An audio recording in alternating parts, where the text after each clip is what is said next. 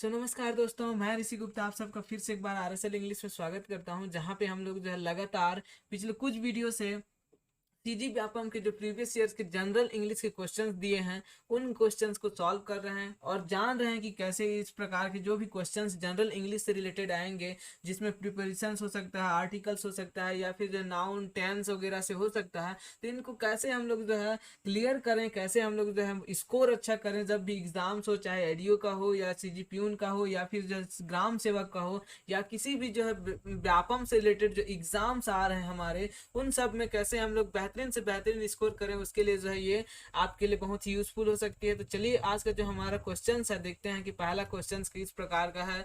तो आज जो है देख पा रहे हैं कि पहला क्वेश्चन है, इसमें आपको जो है एरर फाइंड आउट करना है कि एरर क्या एरर इसमें है, एरर का। तो इसमें जो चार अलग अलग पार्ट में बांटा गया है, तो पहला पार्ट में लिखा है जैसे कि यहाँ पे देख पा रहे हैं, आई आस्क्ड हिम, और जो दूसरा पार्ट है how could he go out, और तीसरा पार्ट है if it is started raining, और चौथा पार्ट है नो एरर। तो इसमें से कौन सा जो है कहाँ पे एरर आपको दिखाई दे रहा है उसको जो समझना है, जानना है। जी हाँ, आपको ही बोला जा रहा है, समझना है और जानना है कि कहाँ पे एरर है।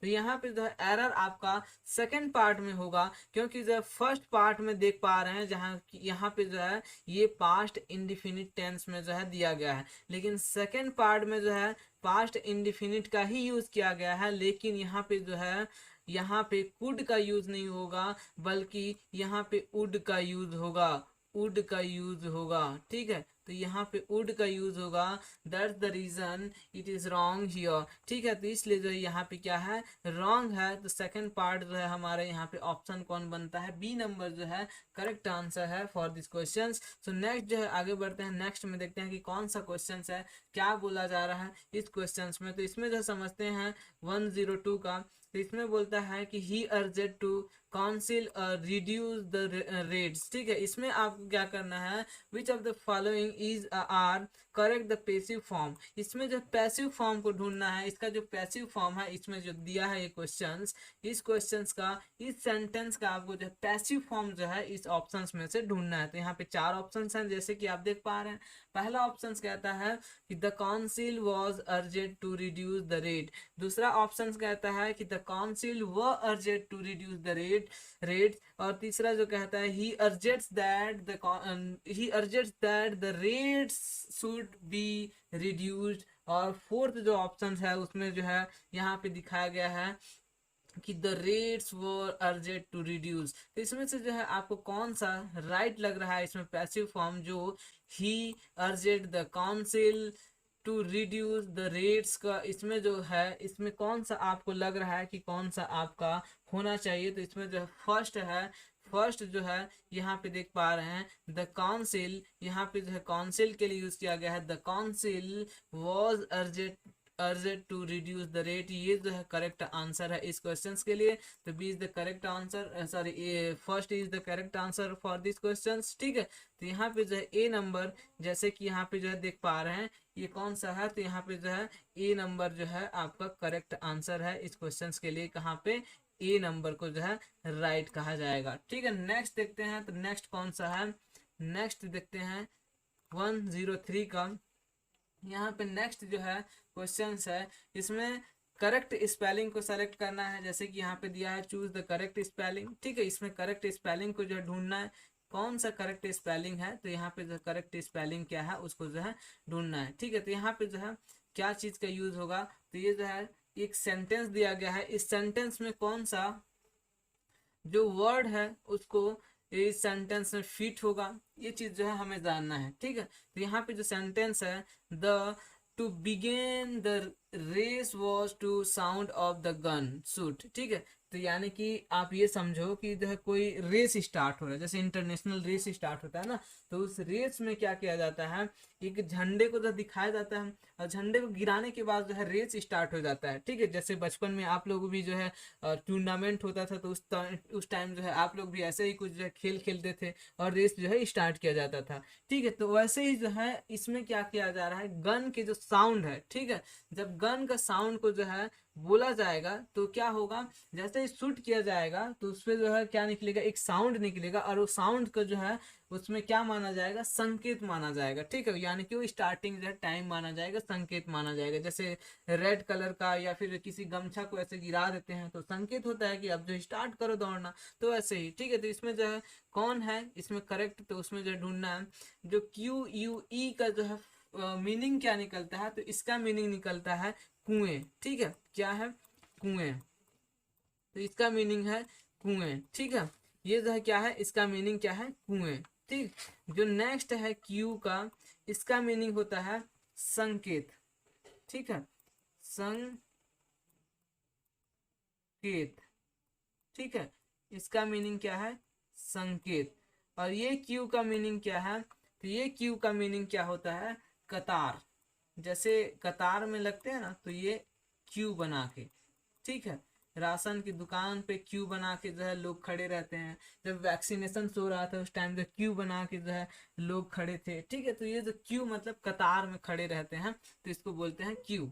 ठीक है, और ये जो लास्ट डी नंबर का क्यू है, इसका कोई मीनिंग ही नहीं निकलता है। ठीक है, इसका कोई मीनिंग नहीं है, ये नो मीनिंग वाला है। ठीक है, इसका कोई मीनिंग ही नहीं है। ठीक है, तो इसमें से जो है इन तीन ऑप्शन में से जो है आपको बताना है कि राइट आंसर कौन सा होगा इस क्वेश्चंस के लिए। तो गन से जो साउंड निकलता है, ठीक है, और ये रेस स्टार्ट होता है, तो रेस किस लिए स्टार्ट होता है, संकेत। जब गन का साउंड जो है निकलेगा तो संकेत के द्वारा जो है बताया जाता है ना, कि संकेत है कि जो है वो स्टार्टिंग रेस को स्टार्ट किया जाए बोल के। तो ये जो है correct answer is the B, ये वाला CUE का जो है क्यू, जिसका मीनिंग होता है संकेत। ठीक है, तो ये वाला आपका करेक्ट आंसर होगा। नेक्स्ट जो है आगे बढ़े, तो नेक्स्ट जो है 104 का। 104 में जैसे कि आप देख पा रहे हैं यहाँ पे जो एक सेंटेंस दिया गया है, ये रहा, ब्रिंग होम टू बेकॉन। ठीक है, तो ब्रिंग होम द बेकॉन का जो मीनिंग है, इसको आपको जो सेंटेंस दिया है, ठीक है, जो 4 सेंटेंस दिया है, इसमें से जो है सेम उसी टाइप के मीनिंग को आपको जो है उसके नियर वाला जो सिमिलर मीनिंग है उसको जो है आपको ढूंढना है। ठीक है, ये एक एडम है।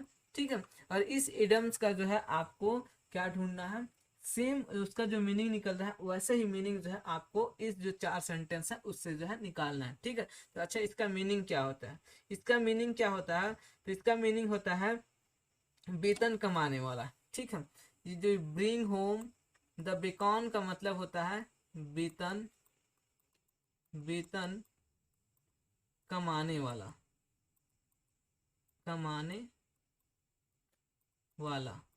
ठीक है, यानी कि जो सैलरी पाने वाला होता है उसको जो है ब्रिंग होम द बेकॉन जो है बोला जाता है। ठीक है, तो इसमें से जो है यहाँ पे देख रहे हो फर्स्ट जो है ऑप्शन वो कहता है टू अट्रैक्ट द क्लाइंटल। ठीक है, टू अट्रैक्ट द क्लाइंटल मतलब क्या है, यानी कि क्लाइंट जो होते हैं कस्टमर्स उसको अट्रैक्ट करना, ये मीनिंग हो सकता है क्या।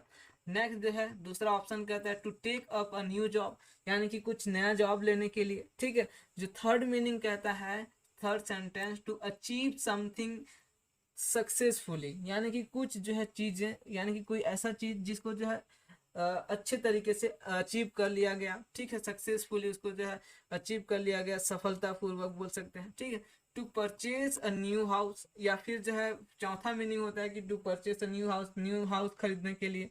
तो ये जो नए हाउस खरीदने के लिए है, तो इसमें जो कौन सा एक सही आपका सिमिलर नियर टू मीनिंग होगा, यानी कि जो है वेतन कमाने वाला का जो है लगभग लगभग मैचिंग मीनिंग होगा। तो इसमें से जो है क्या होगा, तो इसमें से जो है आपका कौन सा होगा, ये होगा आपका C number is the correct answer. क्यों होगा, तो वजह ये है कि जो है वेतन कमाने वाला क्या करेगा, कुछ जो है सफलता प्राप्त करने के लिए ही कमाएगा। ठीक है, तो इसके नियर टू जो मीनिंग निकल पाती है यहाँ पे, तो देख पा रहे हो कि सफलता प्राप्त करने के लिए, यानी कि टू अचीव समथिंग सक्सेसफुली, यानी कि सफलतापूर्वक कोई चीज को जो है प्राप्त करने के लिए, तो ये जो है वेतन कमाया जाता है, सैलरी ली जाती है। ठीक है, तो नेक्स्ट जो है आगे बढ़े, तो नेक्स्ट जो है आगे यहाँ पे देख पा रहे हैं 105 का, इसमें से जो है इसका प्लूरल फॉर्म ढूंढना।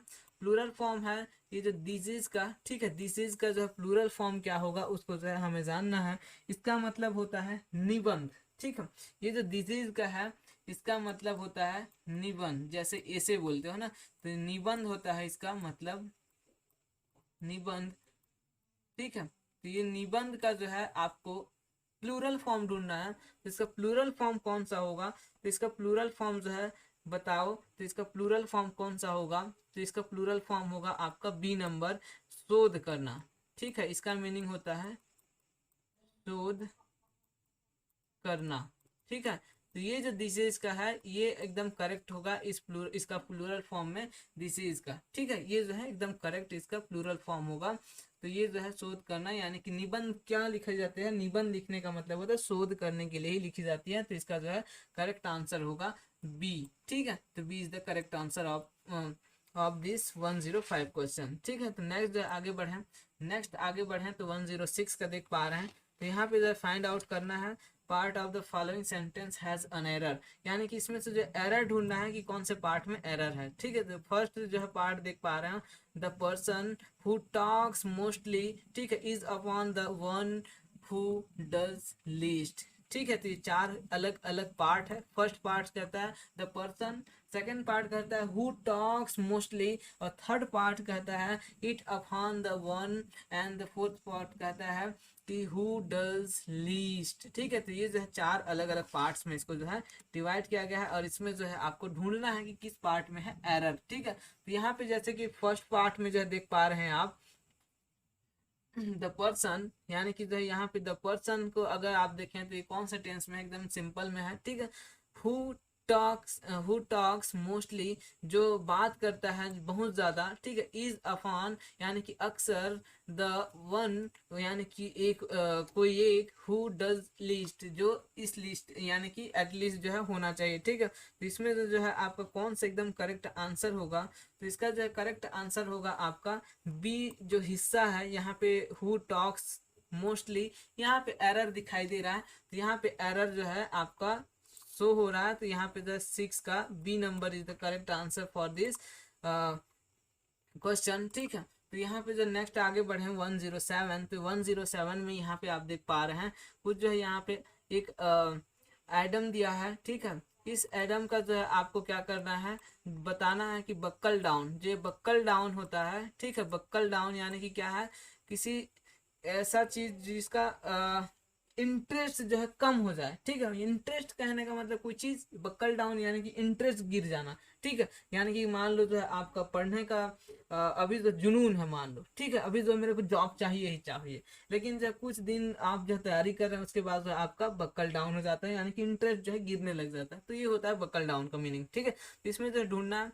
ठीक है, तो यहाँ पे जो कौन सा एकदम करेक्ट होगा इसके लिए, तो इसके लिए जो एकदम करेक्ट कौन सा है, तो इसके लिए ए नंबर जो है करेक्ट है। इसके लिए अप्रोप्रिएट जो है नहीं माना जा रहा है। ठीक है, इसमें बोला गया है इट इज नॉट अप्रोप्रिएट, यानी कि is not appropriate, buckle down के लिए जो है कौन सा अप्रोप्रिएट नहीं माना जाएगा, तो ये जो है A number. They chatted idly for a few moments, वो जो है चैटेड मतलब चैट की, आइडली मतलब जो है अच्छे तरीके से कुछ सेकंड के लिए, यानी कि कुछ मूवमेंट के लिए, देन जो है बक्कल डाउन, उसके बाद जो है उसका इंटरेस्ट गिर गया। ठीक है, ये कहा जा रहा है। ठीक, तो इसमें जो है आपका करेक्ट आंसर ए नंबर है। ठीक है, नेक्स्ट बढ़े 108 का। तो 108 में हम लोग देख पाएंगे कौन सा है 108। तो यहाँ पे जो है प्रोवर्ब दिया है, इस प्रोवर्ब का जो है आपको रिलेटेड वर्ड ढूंढना है, जो नीचे कुछ वर्ड दिए हैं इसमें से। ठीक है, तो इस वर्ड में जो है आपको इसका इस जो पूरा सेंटेंस दिया है ये प्रोवर्ब, इसके जो है रिलेटेड वर्ड आपको ढूंढना है। ठीक है, तो जैसे यहाँ पे है इस प्रोवर्ब का है speak fair and think what you will. Speak fair मतलब जो है speak fair and think what you will का मतलब क्या होता है, इसका मतलब होता है निष्पक्ष बोलो।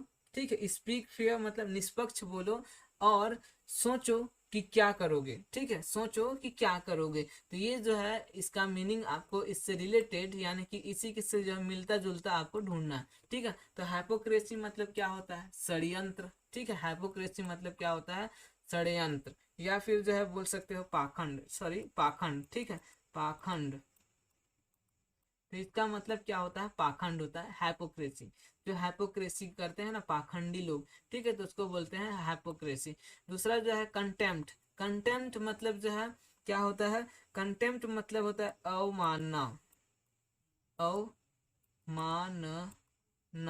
जैसे बोलते हैं ना कंटेम्प्ट ऑफ केस लगा दूंगा, ठीक है। तो जो कंटेम्प्ट ऑफ जो है ऑर्डर यानी कि जो है अवमानना का जो है मैं केस लगा दूंगा। तो ये जो अवमानना होता है ना, अवमानना, तो इसमें जो है कंटेम्प्ट आप लोग सुने होंगे, कंटेम्प्ट जो है कंटेम्प्ट ऑफ ऑर्डर, ऑर्डर का जो है ये क्या कर रहा है, अवमानना कर रहे हैं, मतलब जो है मान नहीं रहे हैं, ठीक है। तो ऐसे जो है कंटेम्प्ट और रूल बोला जाता है। तो ये जो है कंटेम्प्ट मतलब जो है अवमानना, जिसको जो माना ना जाए, ठीक है, उसको जो अवहेलना भी बोल सकते हो। तो ये जो है नेक्स्ट है एनवी। एनवी का मतलब क्या होता है? एनवी का मतलब होता है ईर्ष्या, ठीक है। ईर्ष्या जिसको बोलते हो, ईर्ष्या, वही है ये एनवी, ठीक है। और यहाँ पे जो है फ्लैटरी का मतलब क्या होता है? फ्लैटरी का मतलब होता है चापलूसी, चापलूसी, ठीक है। तो ये जो है चार इसका मीनिंग है। इसमें जो है इसका मीनिंग क्या है? इसका मीनिंग निकलता है निष्पक्ष बोलो, ठीक है, निष्पक्ष बोलो और सोचो कि जो है क्या करना है। मतलब पहले बोल डालो जो भी बोलना है जो है। कोई लोग होते हैं ना कि कुछ जो है बोल देते हैं, उसके बाद सोचते हैं कि हाँ अब क्या बोलना चाहिए या क्या बोल दिया, ठीक है। यानी कि बाद में सोचते हैं कि क्या करना है अब। तो ये जो सोचते हैं उसको क्या बोलना चाहिए, क्या जो है उसको पाखंड बोलना चाहिए, ठीक है, क्या जो है अवमानना बोलना चाहिए, ईर्ष्या बोलना चाहिए। उसके निकट जो है वर्ड कौन सा हो सकता है? क्या चापलूसी हो सकता है, ठीक है।